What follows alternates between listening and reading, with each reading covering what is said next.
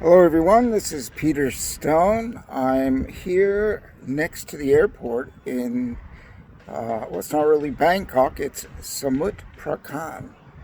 And I was just thinking about courage, and especially now, there are a lot of people that have just been totally controlled by the media and by fear.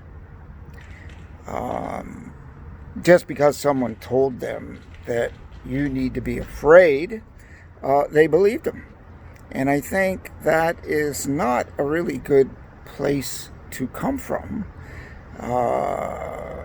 When somebody says that, I think, what's their grounds for fear, and do I need to be concerned? I always listen, and then I dig for whatever details I can find. And today, on Google or any place else you want to go, you can find as much information as you want. Now, the information appears believable in some cases. In other cases, it seems remarkable. In other cases, it is the opposite information. Two opposing opinions, but they're both based on science. So then I say, well, the best judge has got to be myself. Common sense rules. I've decided that I know what's best for me and act accordingly. But when this health thing first came out in January, February, I did everything I could to understand it. Research. I was very cautious because you want to err until you know, or until you're confident, until you feel you have enough research done, right or wrong. But that's part of courage.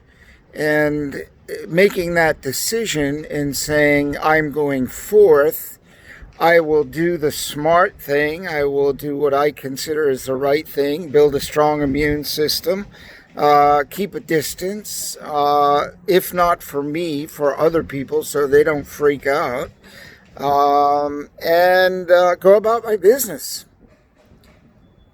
As long as it's unimpeded, and plenty of it has been impeded, like a lot of people, their businesses is totally closed, which is very sad, actually, and uncalled for, unnecessary.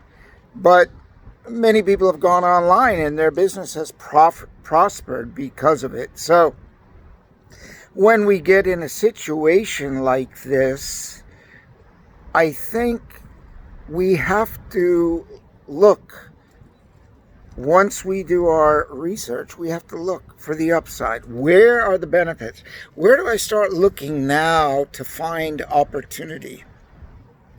And the fear, if we do enough digging, reading, listening to people that are fearless, and I like not to repeat that word when I am talking about it. So I prefer to replace the word fearless with confidence, courageous, courage, and choose the uplifting word, the word that doesn't hold the power to pull me down, or in my brain it doesn't put a picture that I don't need. Because if I keep repeating the same word, guess what happens? I go, whether I know it or not, that vibration and that actual subconscious awareness,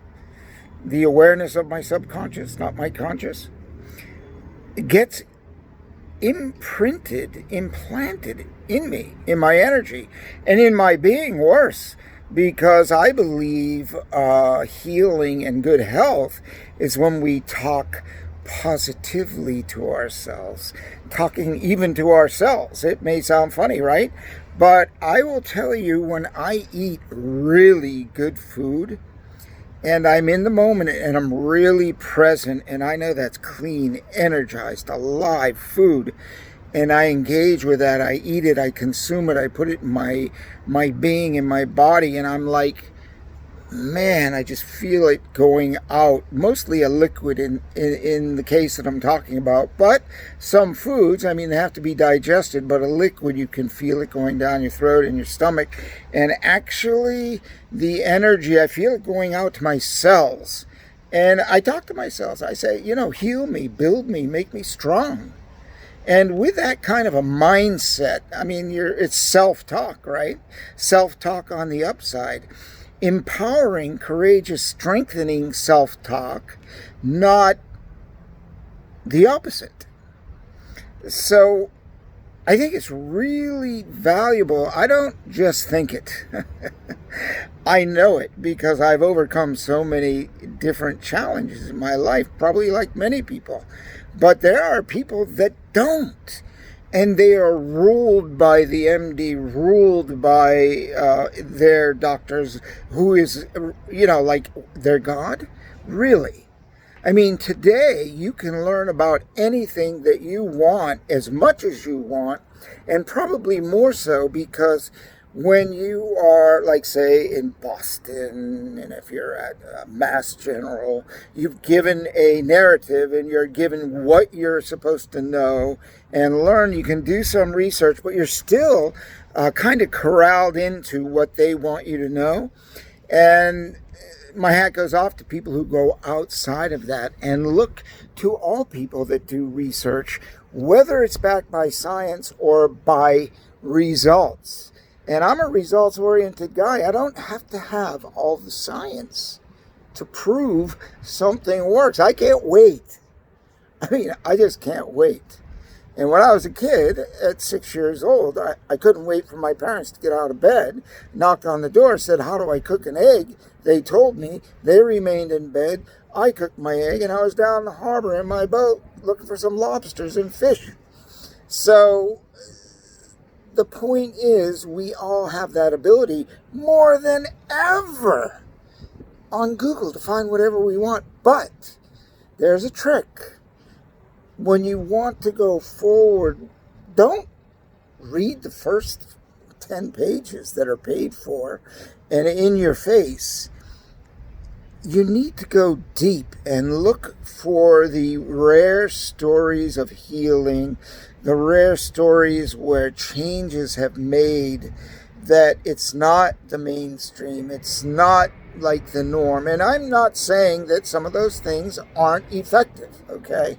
But I'm saying there's a lot of things that are much more effective than something like medicine that might have 10 to 15 downsides or negative effects for the one positive that it's trying to fix. It's almost like this situation we're in. You get locked down, then you get mental depression, you get fighting, you get alcoholism, you get ruined lives. It's nuts. The downside of what is happening, what has happened, and what needs to stop happening, where it's better to be more courageous and run around in the fresh air, taking your vitamin C, your zinc, and your multi-vitamin whole food, not from China. You want more poison? Take cheap Chinese vitamins. You want to get sick quick? That stuff is just like medicine does.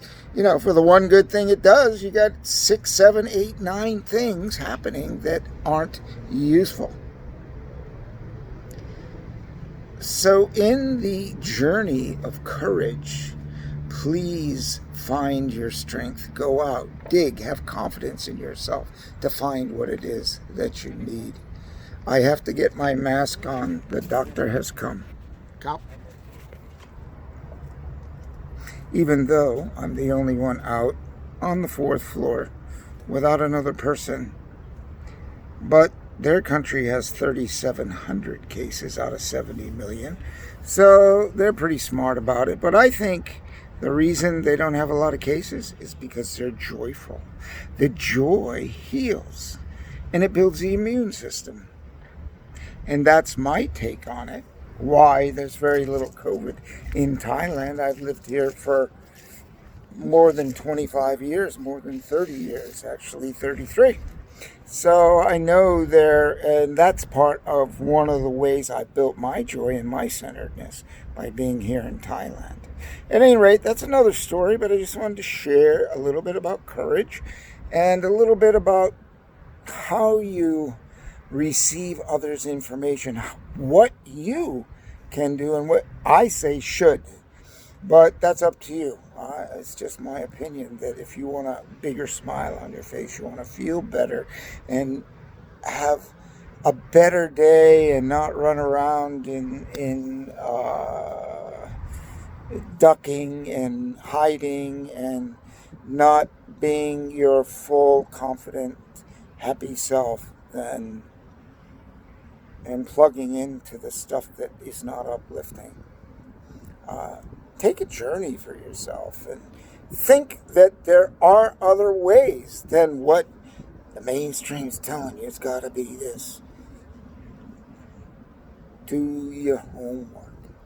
Okay, Peter Stone, living it. I mean, I've traveled, I don't know, almost 100,000 miles in the last month and a half, 2.5 months, sorry. And I'm still dancing. I just had a second test here in this hotel at 10 o'clock this morning, a couple of hours ago, because they want you to have a test in your 3rd day here and your 11th day. And I guess based on that, I'm not counting my days. I'm just doing, and when they say you can go, I go. So I had a choice of limited hotels, but I am very grateful I got a good one.